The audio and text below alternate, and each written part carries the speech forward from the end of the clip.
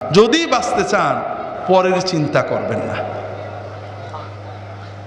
ওই দল, ওই মত, ওই ব্যক্তি, ওই হুজুর অমুক খারাপ তমুক খারাপ, এই চিন্তা ব্রেনে আনবেন না। এগুলো আমরা করব, আমরা আপনাদের দিয়ে করাই আমাদের দল ভারী করার জন্য। আপনার চিন্তা হবে আপনার কবর। কথা কি বুঝতে পেরেছেন? খুব ভালো করে বুঝুন। আমার জীবনে আল্লাহ তাআলা অনেক নিয়ামত দিয়েছেন, অনেক। এই নিয়ামতের কোনো শুকরিয়া করতে পারিনি। এমনকি আল্লাহর যে ফরজ নামাজ, এটাও মন দিয়ে পড়তে পারি না। 4 রাকাত নামাজ পড়তে কম্পিউটার স্পিডে পড়ি, 4 মিনিটও লাগে না। এর ভিতরেও 4000 কথা মনে হয়। আল্লাহ যদি কিয়ামতের দিন বলেন যে তোমার এত নিয়ামত দিছিলাম, 5 মিনিট আমার দিক মন দিয়ে নামাজটা পড়তে পারলে না, আমি তোমার নামাজ কবুল করলাম না, তুমি দোজখে যাও, আমার কিছু বলার থাকবে?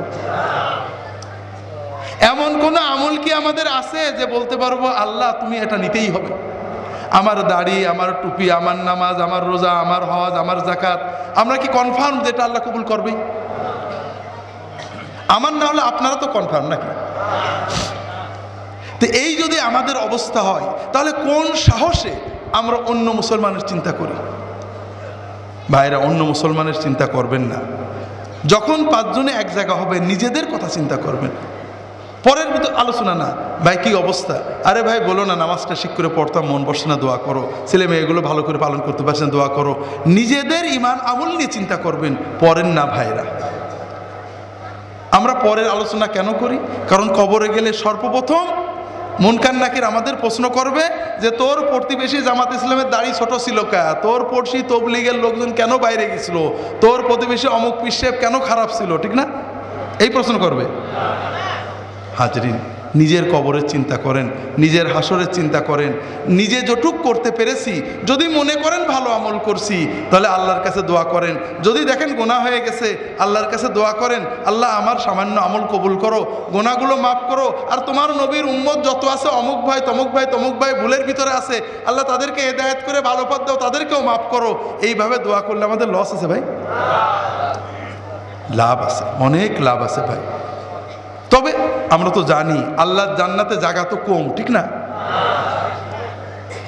যদি ফুরফুরার মুরিদরা সব ঢুকে যায়, তাহলে তো আর তবলিগেরা চান্স পাবে না, ঠিক না?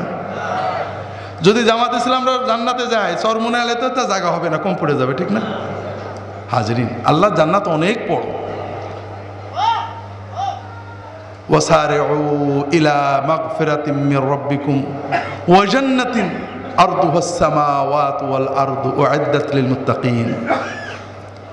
তোমরা দৌড়াও, দৌড়াতে থাকো, দ্রুত এগো সেই জান্নাতের প্রতি, যে জান্নাত আসমান জমিনের চেয়েও বড়,